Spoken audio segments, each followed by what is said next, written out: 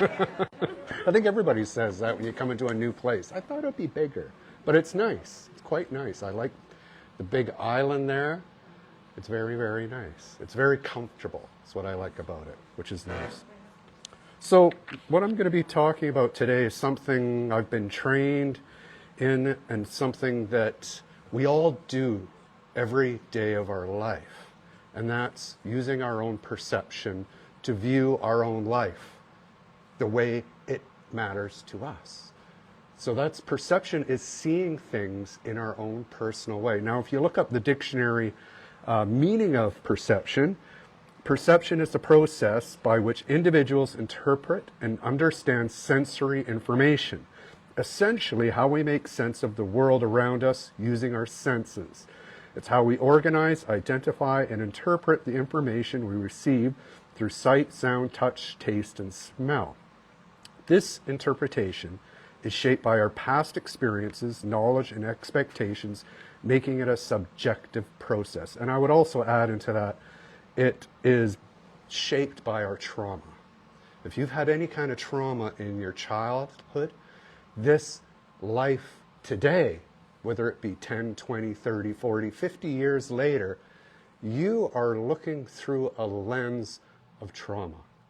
Whether you've seen help or not, you still see the world differently. Same as me. I was never raised as a Christian, never had any kind of Christian anything in my life, nothing. So when I came in to become a Christian, when I was baptized, all of those things, I view Christianity, I view the world and the way Christianity works in the world differently, I bet, than every one of you here.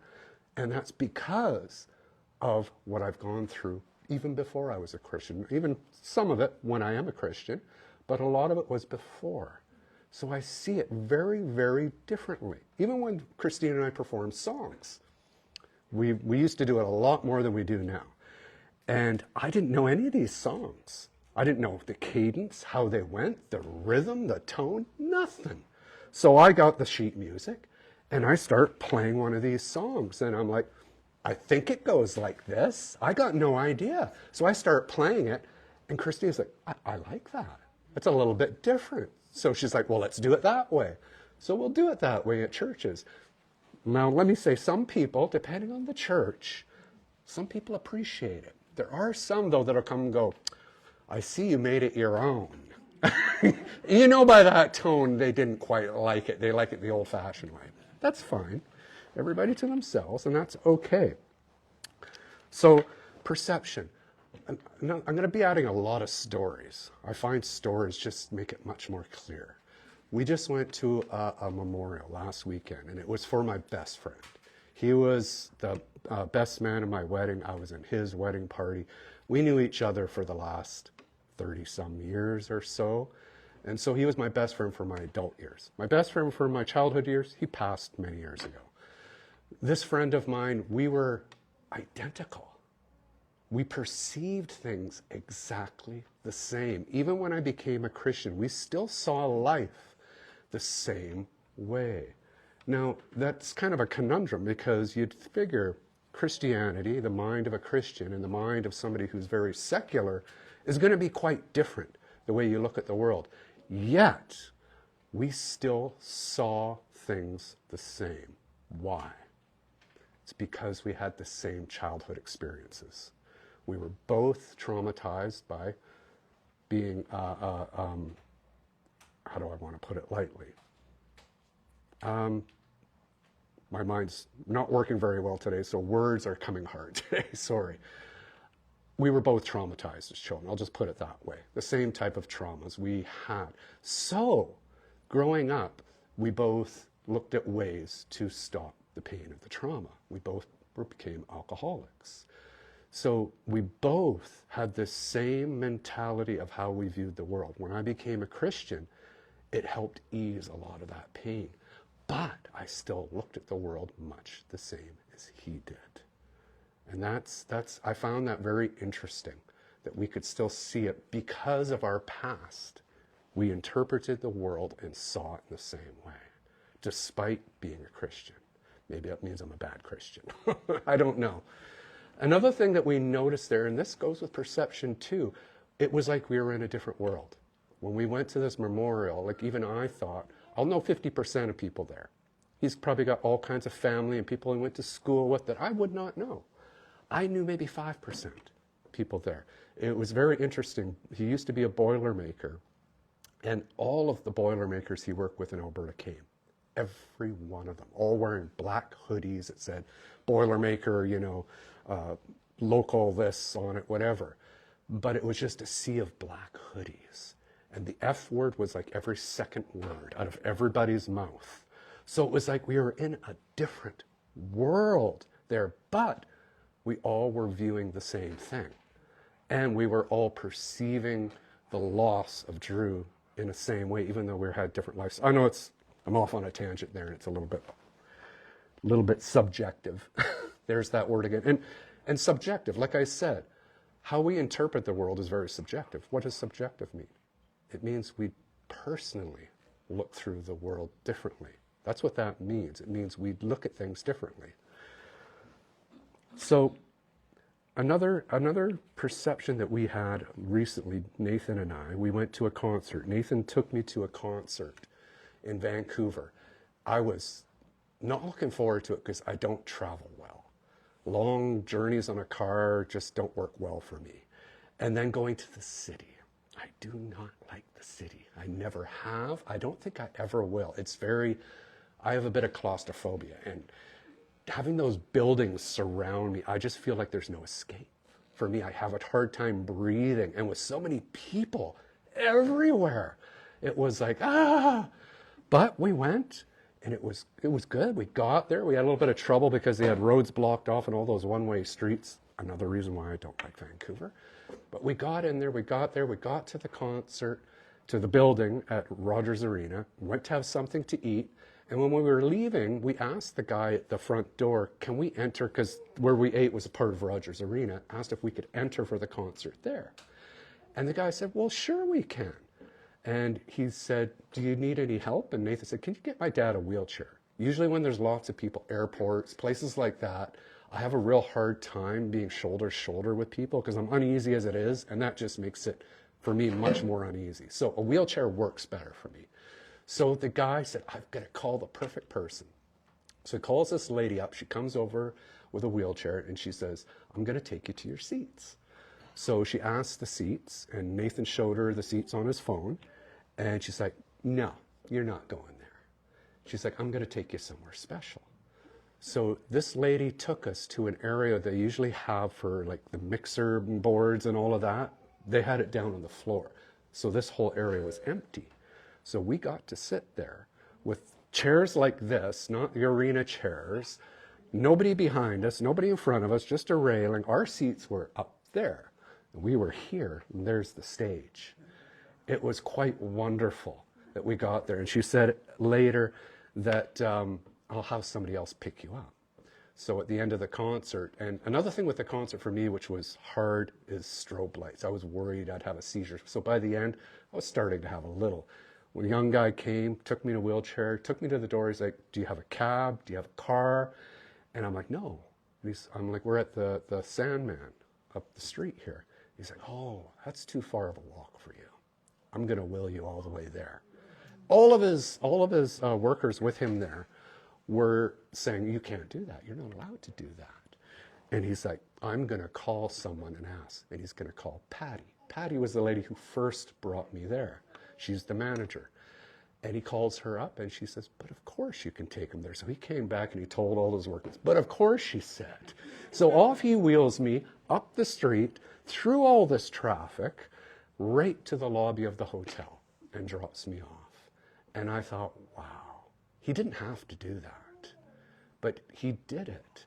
And that's what I thought. Why? Because he felt good about doing it. He felt good about helping somebody. You know, my perception, see, I'm going back to perception, was I was going to have a horrible time there. I was not looking forward to sitting in those seats and trying to, get up to that seat and kind of get over to my seat, like all of that stuff. I was so worried about that I was having symptoms because of my emotions, because I was so nervous about it. And I just had so much negativity about it, and that changed everything. It was such a wonderful experience. Even if I don't remember the concert, I'm going to remember that, which that to me was wonderful. Yet through my past experiences, I had already colored what was going to happen with my own set of inks. Yet it turned out totally different because I had preconceived what was going to happen, and it was not accurate because I based it on past experiences. Something to think about. When we left, the story's not over. We left at 5 in the morning. The next day, we thought, we're going to beat all this Vancouver traffic. Because as soon as we got at, what was it, Chilliwack? We crawled the whole way in, like 20, 30 kilometers an hour. And it was only because somebody had parked on the side of the road. There was no accident. We thought, there's got to be a giant accident here. No, it was somebody parked, and everybody had to slow down and look. So we thought, 5 in the morning, we're going to get out on our way. We did. We beat all the traffic. We were doing really good time. We stopped at Ashcroft to get gas, go to leave again, and the car is dead. Thought, well, we need a jump. I thought, it doesn't sound like we need a jump, but let's try it anyway. So there was this First Nations guy parked over there. We asked him if he'd come bring his truck over. He did. We hooked it up. Nothing. I'm like, I thought so. It's a starter. Starter went there. So we're like, what do we do? We're so far from home. What do we do? And this First Nations man said, I'll tell you what, I'll take you down in to Ashcroft. There's a guy there who I know, a mechanic shop. Maybe they can help you out. So he drove me, Nathan stayed with the vehicle, he drove me all the way into town to the mechanic shop, talked to the mechanic. Is that me? It's picking up my negative energy. I don't know where to turn it off. Let's just... I hit pocket. What am I doing? There. There. Well, hopefully that helps. Now, where was I? You'll all have to remind me. Right, okay. So I go and see the mechanic, and he's like, yeah, I can get that part. They have it in town, no problem. But unfortunately, I've got 3 people lined up ahead of you. It's going to be all day. But he said, I can get you in by the end of the day. So it was early afternoon, so we're like, well, we got hours to wait. So we went off and had lunch and then walked around. We came back, I don't know, hour or so later, because we had nothing to do. Ashcroft, there's not a lot to do in Ashcroft, and it was 36 degrees, so we're trying to find shade. We walk back, and I see the car is still on the street, and I'm like, oh, they're not at it yet. He said it was going to be a while, but then I saw the car kind of jiggle. I'm like, what in the world? I look, and here's the mechanic, 36 degrees, full coveralls. He's on top of the engine. His whole body's on top there. He's pulling away at it in the sun, sweating away. And I went and talked to him. I said, what's going on? He says, I don't want you to wait. I know you got a long trip. He said, so I thought I'd do it right here and now because it's accessible right on the top. So this guy worked for an hour and a bit in the heat, and he was a big guy. And he fixed it and had us on our way hours before they said. And another thing with this mechanic shop, I don't know how many of you go to mechanic shops, but usually mechanics are kind of grumpy. You ever find that? Most mechanic shops, usually the manager, he's somewhat cordial. But the mechanics are grumpy guys. It just kind of goes with the nature. I tell you, this shop here, everyone had a smile on their face. Every one of them smiled, said hello, and were very friendly. I was like in a different world. It was like Mars. And we were on our way, and it was unbelievable. So I could look back at that and say, what a horrible trip. We broke down. We had to sit in 36-degree heat, nothing to do. No, I'm looking at it. This is a story that we can laugh about later, for one. For two, look at the generous people that we met. We met these super nice people that were going out of their way to help us. We had already looked at it very negatively when we broke down. What are we going to do? We were freaking out. But yet, through that negativity of us breaking down, We got to have this experience and meet these people that were so generous with their time and with themselves. Because, like I say, they were nice. And that was unrealistic for me. So now I can base some of that experience on future experiences. I might not be so negative next time when we break down. I might think, hey, this is a story I can tell later. Or, we might meet somebody. There's always something that can come out of that. I don't think God's going to leave us hanging.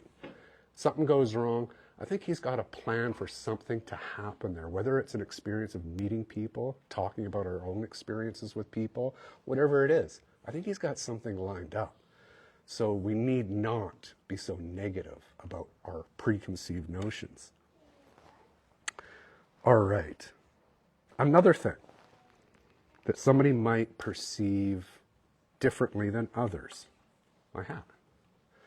There's some, when I wear it at church, that look at it very, very negatively, that I should not be wearing a hat in church, that it's disrespectful. For me, I wear a hat because of these lights. I always have a mild migraine nowadays, so light are really hard for me, really hard, and it'll give me a really bad headache, and it might start me ticking. So for me, that's why I wear it. But on another way of looking at it, I think God would be okay with me wearing a hat. I think Jesus would look at it and go, you look actually good in a hat. Keep it on. And let's play off of that a little bit. If there's somebody who would have a problem with me wearing a hat in church, how are you going to feel when in through that door walks somebody right off the street? Somebody who's not wearing nice clothes or even clean clothes.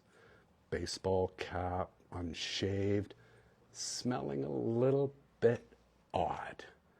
How are you going to deal with that if you can't deal with this? Because he deserves love, respect, unconditional. Because that's what Jesus would do. Now I'm getting into what I really want to talk about, and it's about looking through the lenses of Jesus. Now that's the title of the sermon. We all look through our own lenses. We all are subjective to our own world. How I like to put it is, we all paint our world with a different color. We see our sky as a different color, a different shade of blue. Everyone sees it a little different, kind of like glasses. If you were to put on my glasses, you probably couldn't see out of them because they're made specifically for me so that I can see, not so you can see. My lenses are different than yours.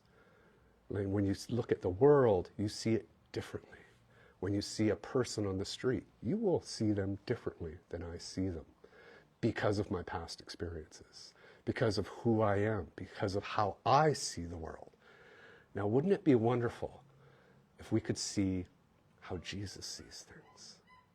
And I know Paul played on that a little bit when he talked about looking through rose-colored lenses, but he wasn't talking about how Jesus sees things. He was talking about how we look at things unrealistically. Like, I'm going to read what Paul said there. For now we see through a glass darkly, but then face to face, not I know in part, but then shall I know even though I am known. I should have used a different version of that. But looking through rose-colored glasses means viewing things, especially past events and situations, in a more positive and optimistic light than they actually were, often to the point of being unrealistic. It implies a tendency to focus on the good qualities and overlook negative aspects. We all want that. We all want to not, have the negative stuff with the positive. We just want the positive. We want the good. We want to look at the best. And people say that's a good thing. I'm optimistic. I want to look at the best of things. But when you negate the negative, it's there. We have to deal with it. We have to. It's part of life. It's a part of living. It's there. And if we don't look at it, it can bite us, for sure. It applies a tendency to focus on good qualities and overlook negative aspects. Essentially, it's a figurative way of saying someone is overly optimistic and perhaps naive about a situation. Like glasses, prescriptions are different for everyone. You wouldn't be able to see through mine. We see differently. But many times it's a choice on how we want to see things. It's not necessarily the lens. We choose to see things in a certain way. I know my upbringing with my family were very, very negative towards any other culture. Any other culture. I was raised in a logging community, a fishing community. They were very negative to anyone of color. And I grew up that way, feeling that way. So my perception was based on somebody else's experience. That's the next thing I want to get into. How do we base our perception? Is it on our own experiences? Is it on our own lenses? Or are we possibly looking through somebody else's lenses? Another Christian's lenses? Possibly. We need to be looking through our own lenses. There's too many lenses that can actually get in the way. And I know Satan wants us to look through his lenses so that we look at governments, anything that's established that has any kind of control over us, negatively. The healthcare system. How many people look at that very, very negatively?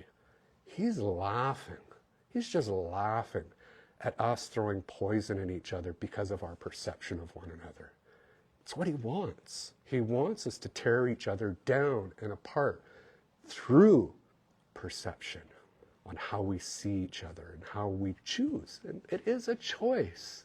It's a thing. We have to remember that it is a choice. Like, look at me with the concert. I chose to view it as a negative experience before I even experienced it. That's insanity. That is total insanity that I did that. And how often do we do that in every experience? Me, I don't leave the house a lot because I'm afraid to go out, because I'm afraid of what's going to happen with my body. It can be very embarrassing when I start having a seizure in public or something like that. It's incredibly embarrassing. And my bladder, I don't have the best control anymore. When I have to go, it's urgent.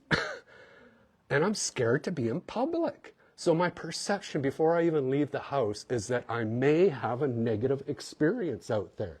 So I'm setting myself up for failure before I even left the house. I'm already symptomatic before I even leave because I've set myself up with negativity. Instead of looking at it, I wonder who I'll meet today. I wonder what kind of wonderful experience I'm going to have today. You know?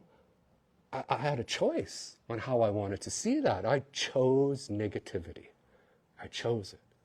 How often do we do that? In every situation. And we could go back to saying, well, I don't want to be overly optimistic, do I? Because I need to experience negative things when they happen. Not necessarily. It's not necessarily being over-optimistic. It's making a choice of saying, I might have some negative experiences, but there could be a whole array of wonders that I might have out there. I might meet somebody wonderful. I might be able to help somebody. I might, see what I mean? I could keep going there and set myself up for a wonderful experience. Set myself up to, even if nothing happened, I'm not setting myself up with negativity so that I have all kinds of problems. Or I might get angry at somebody. I might be like on edge, waiting for that negative experience. Somebody cuts me off and I'm like, ah! I start screaming at them or whatever. You know what I mean? I don't need to set myself up that way because I'm hurting myself. And Jesus would never want us to do that. The devil, like I say, is laughing the whole time that we do this and how we look at each other and others. He wants that. Now, if we could look through his lenses, wouldn't that be wonderful? If you could see, perceive, and feel what he feels when he looks into our world and looks at us, wouldn't that be a wonderful experience? I try to imagine what that would be like, and I know I can't.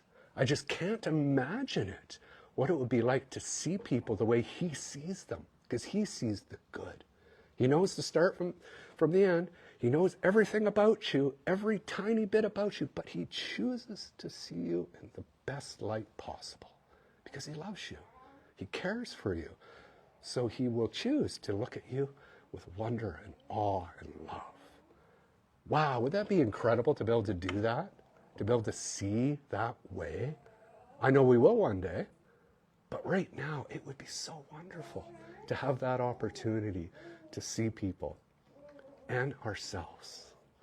And that's where it all starts. Like I said at the beginning, it all starts with us. If we could perceive ourselves looking in a mirror and seeing how Jesus sees us. Wow. I bet you it would be a whole different vision that we would see. We wouldn't see us. We would see something completely different because he sees something different in us. He sees those best qualities. He sees the love that we have, even if it's only that much. He sees it, you know, all of those good qualities. It'd be wonderful if we could see ourselves the way Jesus sees us, because we do need to be better to ourselves. A lot of us perceive ourselves in a very negative way. It's the human condition. It's what we do. We always pull out our own negativities and we see them before anybody else.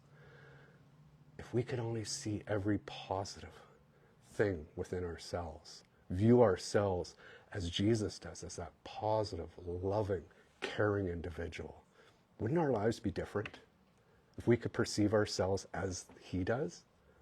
When we went out into the world, if we were what he sees in us, it would be different. We would have different experiences. We would have different, just like I say, the color of our world would be different. It would be brighter, be more vibrant, be more fulfilling, because that's what he wants for us. All of those things. If only we could see them ourselves, it would make our lives so much more wonderful. And our connection with him would be that much more tighter. If we're seeing things the same way, like I talked about Drew, my buddy, even though I was a Christian, he was not, and I know I'm probably never going to see him again because he wouldn't be happy in heaven. It's plainly said. It's true. I love the guy to death, and we were so alike, but yet we had this difference, yet we still seeing things sort of the same way, you know? And I just hope that we all can perceive our lives and ourselves in the light that Jesus sees it. Really. And I don't mean faking things, being overly optimistic or anything like that, unrealistic. No. I mean seeing the good, because it's there.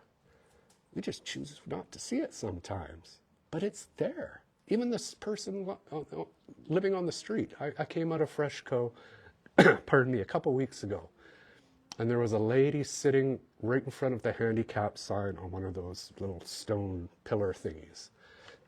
And she was twigging out, was what we would call it. She was on meth, and they get twitchy and fall over, and they're doing like a weird dance. You've probably all seen it. That's from meth. And I knew her. She was one of my old clients from a few years back when I used to do support work. And I recognized, she didn't recognize me. But I thought, oh, you know, my first perception of that whole thing was quite negative. I saw her and I thought, oh, because my heart broke to see her in that condition again, for one, because she was doing well. For two, the human side of me says, I don't want to help. I don't want to do it, Lord. You know, I got things to do, and she might, because meth heads actually can be violent. Out of all the drug users, people that use meth are the worst for violence. And I know that. And I thought, do I really want to approach her? Because she could just lash out at me.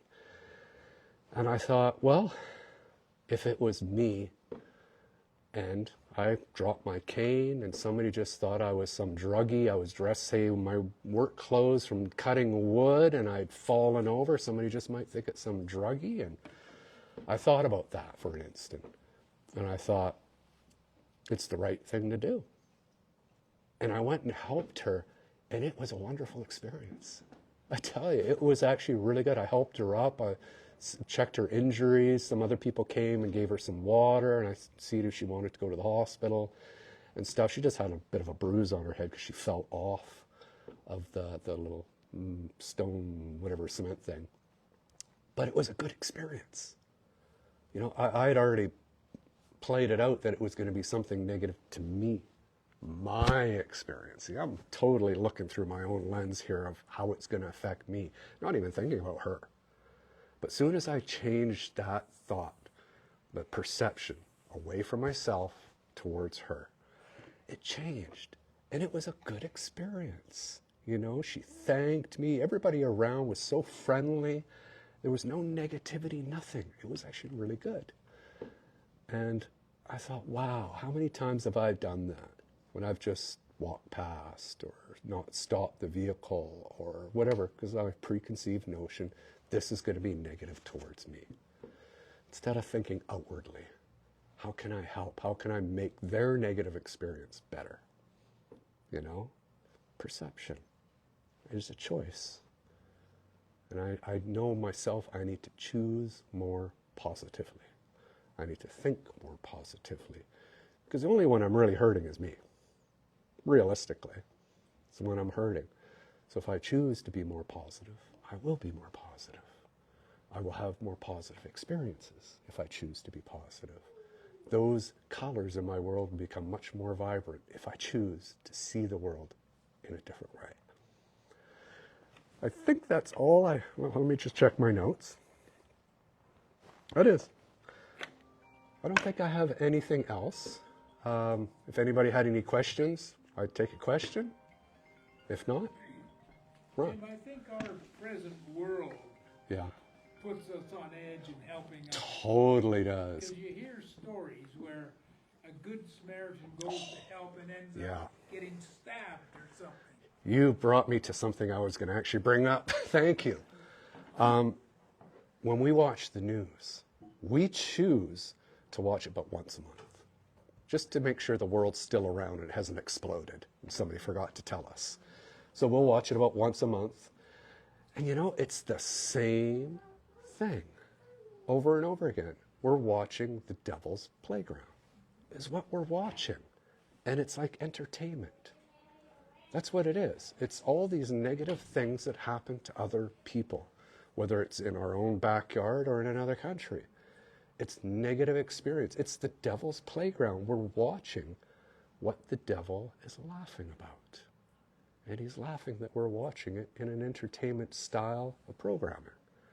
So I choose not to watch it very often because I see things that make me feel very negative, make me feel very scared at times too. You see what people do to each other. And it makes us very worried that it's going to happen to us because we preconceived it that it is going to happen to us, that negativity is everywhere, it's surrounding us. It's not. The news is very negative. The news is poison, the way I look at it. It poisons our mind because it gets us feeling scared and alone when we're not. We've always got Christ with us, and we should never be scared, you know? Even though there's stuff around us that can be very scary. How do we choose to see it, those scary things? How do we choose to be a part of it if we can help? Like I say, there's always a choice. A lot of times it's fear, our perception of fear, that causes us to not, to recoil back into ourselves and back to our homes, because it's safe, you know? And like I say, if we go back to ourselves, and if we were in a dire situation, falling, simple, something simple, I fall down. I can't get up. If I fall, it's not going to be good. I'd want somebody to help me. I would hope. I think I shared this a while, or actually might have been in the other church. I was at Subway, and I was getting sandwiches for the family. And nowadays, you know, they put everything in paper. Nothing's in plastic anymore, so it's paper. So of course I got 4 footlongs in a paper bag. Here I am, I walk away, the bag just opens up, everything's on the floor.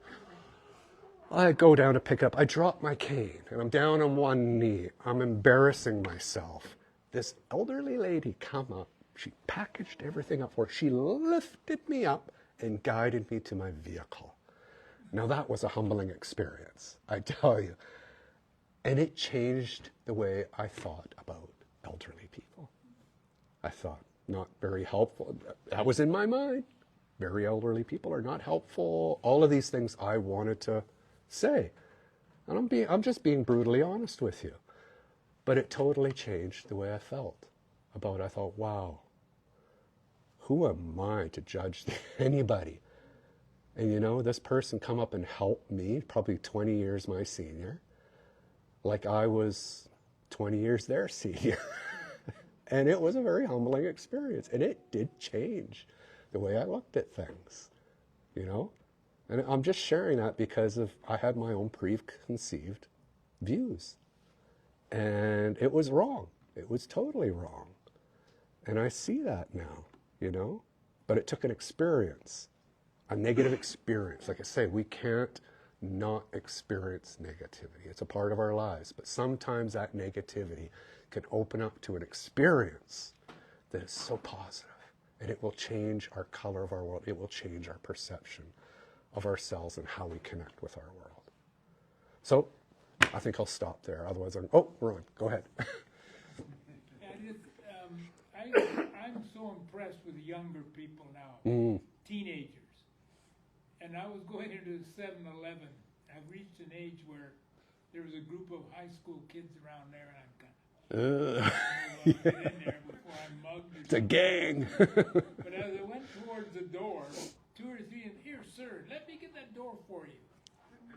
So I went in and did my thing, and then as I was coming out, these guys were inside now, and they said, "Oh, here, let me get the door for you." And I was really impressed with that. Isn't that neat? I've had twice, or maybe 3 times, that happened to me too, calling me sir for one, and then opening the door. And I was like, am I that old? It's the first thought to me, and then I think, am I look that handicapped? It's the second thought, and I thought, no, they were just being polite. I thought, I haven't seen that in a while. It's been a long time since I saw a younger person with that kind of etiquette, you know, and it's nice to see. It gives us hope for the future kids coming up, you know, that maybe these will be a good batch. The last couple batches, well, I don't know. Well, Nathan and Jude are an exception. So I'm going to close now because I will just keep going on and on and on. So let's pray. Father, I thank you for every day that you give us. Every day is like gold because we have no idea how many days we have left. Only you know the number of days that are left for us. So we need to value each one of those days and choose to look at each one of those days in the best way possible. Look for those good things. Look for those opportunities. Help me to see them, Lord, because I don't know how many days I have left, and I want to make sure that each day that I experience is the most experience that you can let me have. I thank you for those experiences. I thank you for my life, and I thank you for all these people here. Please bless each and every one of us as we leave here today. In Jesus' name, amen. Amen.